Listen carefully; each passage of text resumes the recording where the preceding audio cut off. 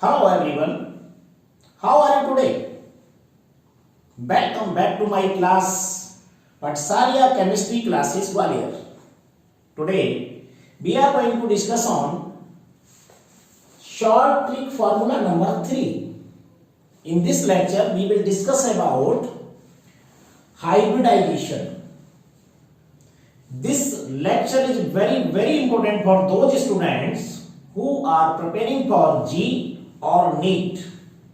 So let's start without delay. आज के इस वीडियो में मैं आपको हाइब्रिडाइजेशन निकालने की शॉर्ट ट्रिक बताने वाला हूं.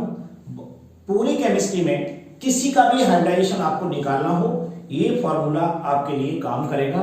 बस कोऑर्डिनेशन कंपाउंड के फॉर्मूले इससे सॉल्व नहीं होंगे, वरना केमिस्ट्री में कहीं से भी कोई फॉर्मूला उठा लीजिए, चाहे वो पॉजिटिवली चार्ज हो, नेगेटिवली चार्ज हो, न्यूट्रल एटम हो, लोन पेयर इलेक्ट्रॉन हो, सेंट्रल एटम पे किसी का भी हो, इस फॉर्मूले से निकाल पाएंगे.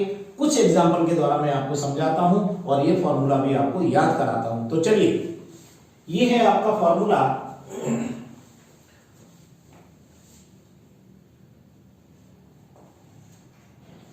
HO, ये वर्ड में लिख रहा हूं, आपको ध्यान से सुनना है.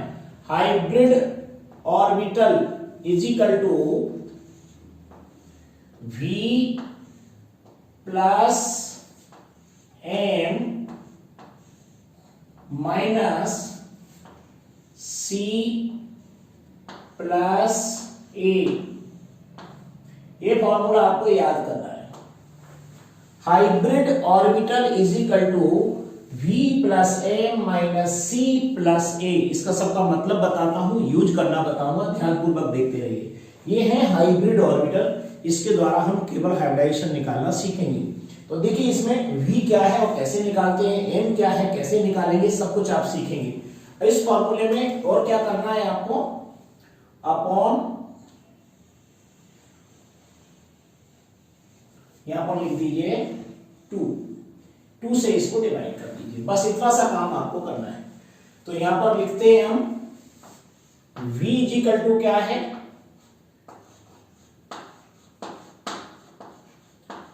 Valence electron.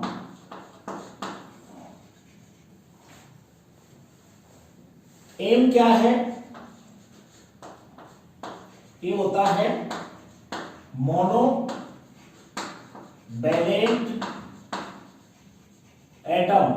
C क्या है, नंबर ऑफ कैटायंस. A क्या है, नंबर ऑफ एनाइंस. इतनी चीजें हैं.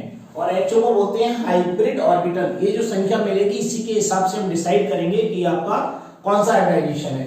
पहले आप इस फॉर्मूले को याद कर लें, इनका मतलब जान लें, उसके बाद में अब हम इसको देखते हैं. अगर हमारे हाइब्रिड ऑर्बिटल की संख्या ये आती है,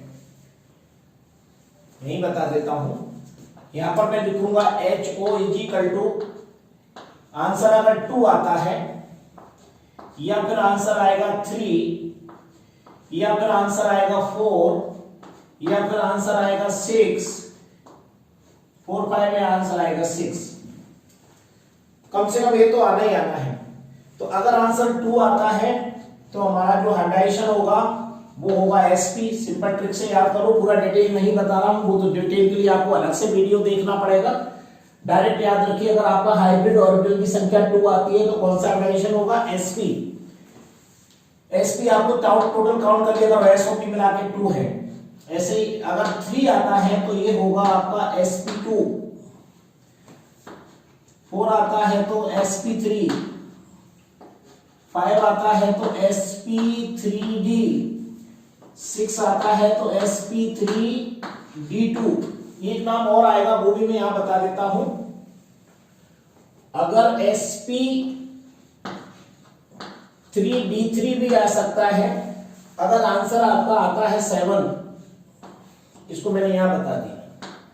इतने आपको हाइब्रिडाइजेशन आप निकाल सकते हैं. इसके रिवर्स वाले भी निकालने का अलग से फॉर्मूला होगा, मैं आपको बताऊंगा। जैसे यहाँ पर मैंने लिखा है sp3d3, तो d3sp3 भी होता है, लेकिन वो इस फॉर्मूले से सटीक तरीके से नहीं निकलेगा, फैक्ट आंसर नहीं आएगा, तो वो मैं उससे निकालना आपको नहीं बताऊंगा, अभी उसके लिए अलग फार्मूला बताऊंगा। सिंपली वे में आपको इस तरीके के आंसर आपको इसमें डायरेक्ट मिल सकते हैं। ओके, दूसरा क्या है यार, इसमें हाइड्रेशन निकाल लिया आपने। हाइड्रेशन के अलावा इसमें इसकी ज्योमेट्री भी बता सकते हो। अगर एसपी है तो लीनियर ज्योमेट्री होगी, अगर sp2 है तो प्लेनर ज्योमेट्री होगी, sp3 है तो टेट्राहेड्रल होगी। क्योंकि ये हमें फिक्स्ड है तो इसको पहले से याद कर लेंगे। sp3 है तो ये होगी ट्राइगोनल बाईपिरामिड,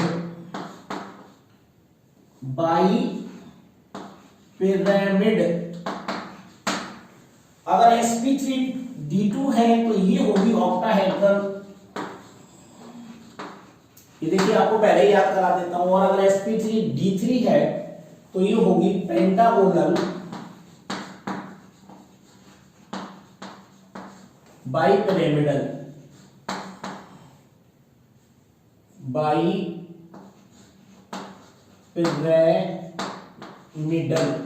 ऐसे आपको याद कर लेना, ये भी बाईपिरामिडल होती है।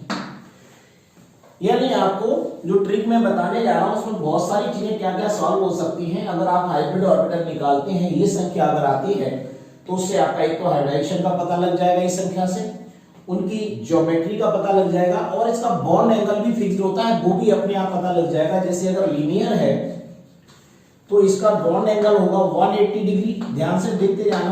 अगर आपका sp2 है तो बॉन्ड एंगल होगा 120 डिग्री, अगर sp3 है तो ये होगा 109.5 डिग्री, अगर sp3d है तो यहां पर आपको थोड़ा ध्यान रखना पड़ेगा, ये दो एंगल होंगे 120 डिग्री एंड 90 डिग्री। इसमें 5 एंगल होते हैं तो 3 एंगल आपके 120 डिग्री के होंगे और 2 एंगल 90 डिग्री के होंगे। इसको आप अभी इतना याद रख सकते हो। sp3d2 अगर है तो आपका बॉन्ड एंगल होगा यहां पर 90 डिग्री, एक ही एंगल होता है, और अगर ये है तो बॉन्ड एंगल आपका होगा 72 डिग्री और 90 डिग्री। 5 एंगल 72 डिग्री के होते हैं और बचे हुए 2 एंगल 90 डिग्री के होते हैं। इनको आप डायरेक्ट याद कर सकते हो। देखिएगा इस चीज को, ये चीज आपकी समझ में आ रही होगी कि आपको इस फॉर्मूले के द्वारा हमें ये सारी की सारी चीजें इससे हमें पता लग जाता है। अब आपको मेन बात आती है इसे निकालेंगे कैसे, कोई एग्जांपल हो तो मैं एक एक एग्जांपल आपको इससे बता देता हूं। ध्यान रखिएगा, अगर किसी कंपाउंड का आपको हाइड्रेशन निकालना है और अगर उसके सेंट्रल एटम पर लोन पेयर है तो ये एंगल और ये ज्योमेट्री आपको नहीं मिलेगी, ये दोनों चेंज हो जाते हैं। क्या क्या, एंगल और ज्योमेट्री। यदि सेंट्रल एटम पर लोन पेयर है, अगर लोन पेयर नहीं है तो आपको आपका हाइड्रेशन, आपकी ज्योमेट्री और इसका बॉन्ड एंगल वही आएगा जो मैंने यहाँ पर लिखा हुआ है। इसका भी आपको ख्याल रखना है। तो चलिए एक एग्जांपल लेते हैं, यहां पर समझ लीजिएगा। इस एग्जांपल को देखिए, यहां पर सबसे पहले ले रहा हूं मैं BeCl2, ठीक है। अब आपको BeCl2 में बता दें, ये BeCl2 में B जो है ये सेंट्रल मेटल है, तो यहां पर जो बैलेंस इलेक्ट्रॉन है ये सेंट्रल मेटल के निकाले जाते हैं। तो B के सेंट्रल मेटल यानी B क्या है, सेंट्रल मेटल, इसके आउटर मोस्ट में कितने इलेक्ट्रॉन होते हैं उन्हीं को बोलते हैं हम बैलेंस इलेक्ट्रॉन। अगर इसको हम ऐसा लिखें, देखिए B तो इसका एटॉमिक नंबर होता है 4, तो ये हो जाएगा 1s2 और 2s2, ऐसे लिखोगे कि नहीं, एक सिंपल सी बात बता रहा हूं। तो आउटर मोस्ट में 1s2 और 2s2, तो 2s2 में 2 इलेक्ट्रॉन है, 2s माने आउटर मोस्ट सेल, तो 2 इलेक्ट्रॉन B में है। तो यहां पर मैं फॉर्मूला अगर इसको लगाता हूं HO वाला, देखिए HO equal to V plus M minus C plus A upon 2 equal to valence electron है हमारे पास 2, मोनोवैलेंट एटम इसको बोलते हैं Cl, जिसकी बैलेंसी 1 हो तो Cl को कितने लिखेंगे, कितने मोनोवैलेंट एटम है, 2 है, तो 2 प्लस 2 अब इसमें कैटाइन और एनाइन नहीं है। कैटाइन एनाइन की कैसे पहचान करेंगे? पॉजिटिव चार्ज लगा होगा या नेगेटिव चार्ज लगा होगा, तो कैटाइन और एनाइन होंगे, वो इसमें नहीं है। तो 2 + 2 को हम क्या कर देंगे? 2। तो आंसर कितना आ जाएगा? काटने पर 2 to 4 डिवाइड कर देंगे तो आंसर आया 2। देखिए ये वाला आंसर मिला हमें 2। 2 का मतलब इसमें sp हाइब्रिडाइजेशन होगा। कैसा हाइब्रिडाइजेशन होगा? sp। जब sp हाइब्रिडाइजेशन होगा तो बॉन्ड एंगल कितने का होगा? 180 डिग्री का, और ज्योमेट्री कैसी होगी? लीनियर होगी। देखो तीनों आंसर आपको यहाँ पे मिल जाते हैं। समझ में आ गया? आपको सेंट्रल मेटल देखनी है या सेंट्रल एटम देखना है, उसके बैलेंस इलेक्ट्रॉन पता लगाना है, तो बेरिलियम का बैलेंस इलेक्ट्रॉन की संख्या है 2। ये आप इलेक्ट्रॉनिक कॉन्फ़िगरेशन से निकाल सकते हैं। आउटर मोस्ट सेल में जितने इलेक्ट्रॉन होंगे वही बैलेंस इलेक्ट्रॉन होंगे। तो इस तरीके से 2 आंसर आने पर हमारा आंसर मिल जाता है sp 180 डिग्री है लीनियर। दूसरा एग्जांपल और देखिए, ये एग्जांपल नंबर 1 था, अभी और सिखा रहा हूं आपको। एग्जांपल नंबर 2 देख लीजिए। जैसे एग्जांपल नंबर 2 में मैं ले रहा हूं BF3। अब यहां से ध्यान से देखिएगा, ये BF3 है। B सेंट्रल एटम है, राइट। इसके आउटर में बोरोन के जो एटॉमिक नंबर होता है वो 5 होता है, तो 1s2 2s2 2p1। Outer most में कितने इलेक्ट्रॉन हुए? 3। तो यहां पर इसे लिखेंगे हम HO, डायरेक्ट बता रहा हूं, HO = बैलेंस इलेक्ट्रॉन कितने हो जाएंगे? बोरोन के 3। मोनोवैलेंट में F की वैलेंसी भी 1 होती है, तो 3 + 3। इसमें कैटाइन और एनाइन भी नहीं है, तो 3 + 3 अपॉन कितना आएगा? 2। जी 2, तो 3 और 3 6/2। तो आंसर कितना आया? 3। 3 का मतलब होता है sp2, और इसका मतलब होता है प्लेनर, और इसका मतलब होता है 120 डिग्री। देखिए सारी चीजें एक साथ निकल आती हैं। बड़ा सिंपल सा ट्रिक है, बस आपको इसमें B जो है ये वाला, ये क्या है? सेंट्रल मेटल है। बस सेंट्रल मेटल या सेंट्रल एटम पहचानना। मेटल नहीं है तो नॉन मेटल होगी, जैसे बोरोन नॉन मेटल है, बेरिलियम मेटल है, तो आप सेंट्रल एटम बोलिएगा। सेंट्रल एटम के बैलेंस इलेक्ट्रॉन और उससे जुड़े हुए एटम हो वो मोनोवैलेंट है तो लिखना है, अगर बाइवैलेंट है तो उसको रिप्रेजेंट नहीं करना है। ये बात क्लियर हुई? देखिए और भी एग्जांपल बताता हूं आपको। ये एग्जांपल नंबर 3 देखिए। मान लीजिए इस जगह होता हमारा CH4 मीथेन, तो मीथेन में कार्बन सेंट्रल मेटल है, तो इसका HO अपन निकालते हैं। देखो कैसे निकालेंगे? कार्बन के आउटर मोस्ट में 4 इलेक्ट्रॉन होते हैं, बैलेंस इलेक्ट्रॉन जिसे कहेंगे। मोनोवैलेंट एटम हाइड्रोजन है, 4 है, तो 4 + 4 अपॉन 2 कर दीजिए। आंसर कितना आ जाएगा? 4 आएगा। 4 का मतलब क्या होता है? sp3। sp3 का मतलब क्या है? स्ट्रक्चर टेट्राहेड्रल है, टेट्राहेड्रल है, तो बॉन्ड एंगल कितने का होगा? बॉन्ड एंगल होगा 109.5 डिग्री। ऐसे आप निकाल सकते हैं। देखिए वही चीज आगे नोट करके इसमें से आप चेक कर सकते हैं। और भी एग्जांपल सिखा देता हूं आपको। देखिए एग्जांपल नंबर 4 देखिए। अगर आपके पास है PCl5, ओके, PCl5 में सेंट्रल मेटल P है, इसका HO निकाल दो। HO = P के आउटर मोस्ट में 5 इलेक्ट्रॉन। आपके दिमाग में होना चाहिए, वो ट्रिक आपको इसलिए सिखाई जा रही है। P के आउटर मोस्ट में 5 इलेक्ट्रॉन, तो यहां पर लिखूंगा मैं 5 प्लस Cl मोनोवैलेंट एटम है, ये भी 5 है, अपॉन कर दीजिए 2। आंसर आएगा 5, और 5 का मतलब होता है sp3d। sp3d में एंगल कितने का होता है? 120 डिग्री एंड 90 डिग्री। और स्ट्रक्चर कैसा होगा? ये लिखा हुआ, दोबारा लिखने की जरूरत नहीं है, ट्राइगोनल बाइपिरामिडल। क्लियर हुआ? और भी एग्जांपल देख लीजिए। मान लीजिए मैं आपको एक एग्जांपल और सिखा देता हूं, एग्जांपल नंबर 5। और अगर आपके पास है SF6, ये देखिए आपके पास है SF6। S हमारा सेंट्रल एटम है और इसका मुझे HO निकालना है, ठीक है। तो ये हमारा HO हो जाएगा इसका 6, आउटर मोस्ट में 6 इलेक्ट्रॉन, और आपके 6 एटम इस पे अटैच हैं, अपॉन 2 कर दिया, आंसर 6 आया। 6 का मतलब क्या होता है? sp3d2। sp3d2 है तो इसका मतलब इसका ऑक्टाहेड्रल ज्योमेट्री होगी और बॉन्ड एंगल 90 डिग्री होगा। एक एग्जांपल और समझ लीजिए आप, एग्जांपल नंबर 6। 1 2 3 4 5। इसका एग्जांपल देख लीजिए, ये होता है मान लीजिए IF7।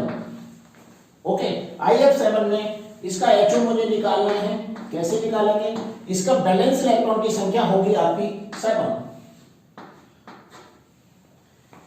बैलेंस IF7 है, IF7 सॉरी IF7 6 लिख दिया, IF7 7 ये हो गया। और आपके मोनोवैलेंट एटम भी 7 है, अपॉन 2 किया, आंसर कितना आया? 7 आया। और 7 का मतलब होता है sp3d3। ये देखिए आंसर आ गया।